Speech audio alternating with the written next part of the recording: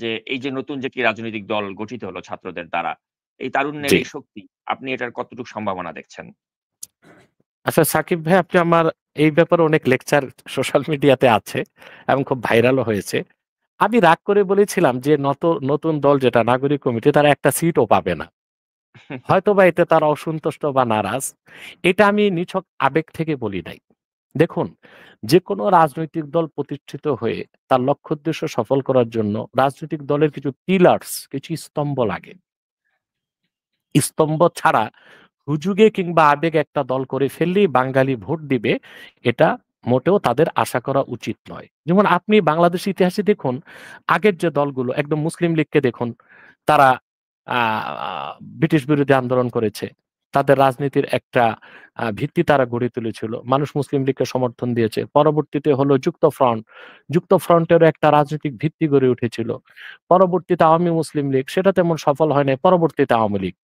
এই আওয়ামী লীগ একেবারে ভাষা আন্দোলন থেকে শুরু করে দেশ স্বাধীনের আন্দোলন পর্যন্ত করেছে, একটা ভিত্তির উপর গড়ে উঠেছে।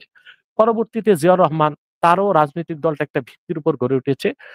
ব্যক্তিগতভাবে জিয়াউর রহমান, তিনি ইসলামী মূল্যবোধী বিশ্বাসী ছিলেন। আর তার রাজনীতির মূল কনসেপ্টই ছিল ভারতের আধিপত্যবাদের বিরুদ্ধে তিনি অবস্থান নিয়েছিলেন। এজন্য এদেশে যারা ভারতকে ইনেমি স্টেট মনে করে এবং মনে করে যে কখনোই বাংলাদেশের মুসলমানদের পক্ষে ভারতের পররাষ্ট্রনীতি হবে না, বা ভারত কখনো এদেশের মুসলিমদের সাথে বা বাংলাদেশের সাথে ইনসাফপূর্ণ আচরণ করবে না, তারা কিন্তু জিয়াউর রহমানকে সমর্থন দিয়েছিল। আর সেটাই বিএনপির জনপ্রিয়তার অন্যতম একটা কারণ। তারপরে প্রেসিডেন্ট এরশাদ এসেছে, সেটা সামরিক শাসন। তারপরে এখন যে নতুন দলটা হয়েছে, তারা কোন স্তম্ভের উপর গড়ে উঠেছে বলেন? তাদের স্তম্ভটা কি, পিলার কি? আমি তো কিছু খুঁজে পাচ্ছি না। এটা হচ্ছে একটা কারণ। তাদের রাজনৈতিকভাবে গড়ে উঠার যে স্তম্ভ দরকার সেটা নাই। স্তম্ভবিহীন একটা দল এটা গঠিত হয়েছে। এটা হচ্ছে প্রথম কারণ যে তারা সফল হবে না। দ্বিতীয় কারণ হচ্ছে যে বাংলাদেশে যারা রাজনীতি করবে, রাজনৈতিকভাবে ক্ষমতায় যাওয়ার জন্য এদেশের মানুষের ইতিহাস, ঐতিহ্য জানতে হবে। এদেশের নৃতত্ত্ব, ভূতত্ত্ব সম্পর্কে তাকে জ্ঞান থাকতে হবে। আপনি জানেন অবশ্যই, ইউরোপ আমেরিকাতে যারা রাজনীতিতে নেতৃত্ব দেয়, তারা ৩ টা সাবজেক্টে খুব পড়াশোনা করে। একটা হচ্ছে থিওলজি, ধর্মতত্ত্ব। দ্বিতীয়টা হচ্ছে হিস্ট্রি, ইতিহাস। তৃতীয়টা হচ্ছে দর্শন বা ফিলোসফি। এখন আমাদের দেশে যারা এই যে নতুন দলে যে এসেছে, আমার বাচ্চা ভাইগুলো, এরা কি এই বিষয়গুলোতে পারদর্শী বা পড়াশোনা করেছে? ইসলামের মৌলিক কোনো জ্ঞান কি তাদের আছে? তো তারা কিভাবে বাংলাদেশের রাজনীতি করে সফল হবে? ২, এ জাতির নৃতাত্ত্বিক খাসলত কি? এটা কি তারা জানে?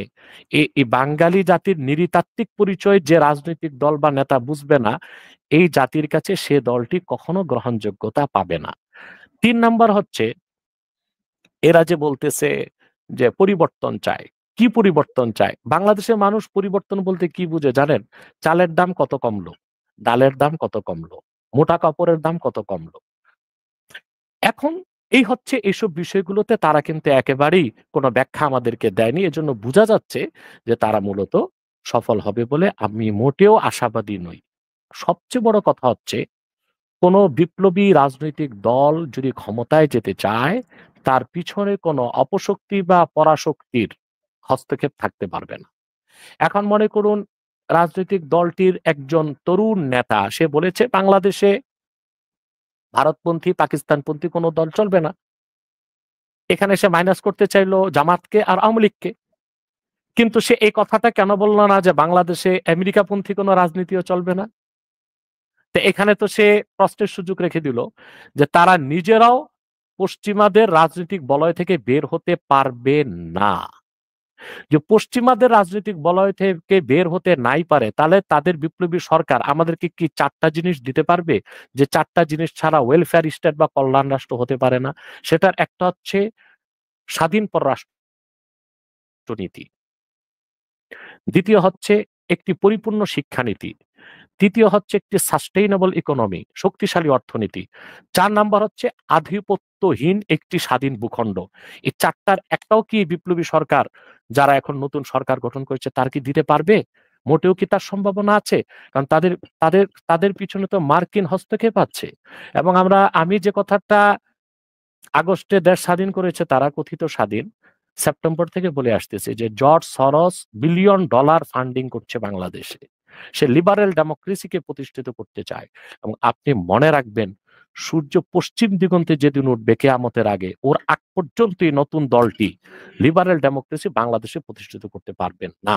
কারণ এদেশের মুসলমান যারা, তারা হোক কেউ জামাত করে, কেউ বিএনপি করে, কেউ আওয়ামী লীগ করে, কিন্তু যারা মুসলিম তারা সবকিছুর ঊর্ধ্বে ইমান, ইসলাম ও কোরআনকে বিশ্বাস করে। অতএব ওই জর্জ সরোসের লিবারেল ডেমোক্রেসির এই লিবারেল ডেমোক্রেসির ফসল বাংলাদেশে কখনো ফলবে না। অতএব আমি স্পষ্টই বলতে পারি এই নতুন দলটি 2-4টা সিট পেতেও পারে, কিন্তু রাষ্ট্র ক্ষমতায় যাওয়া তো একেবারে ইম্পসিবল যদি না কোনো মার্কিন হস্তক্ষেপ থাকে। ফ্রি অ্যান্ড ফেয়ার ইলেকশন হলে ক্ষমতায় যাওয়ার তো প্রশ্নে আসে না, বিরোধী দলও না, তারা খুব সম্ভবত 4 নম্বরে থাকতে পারে।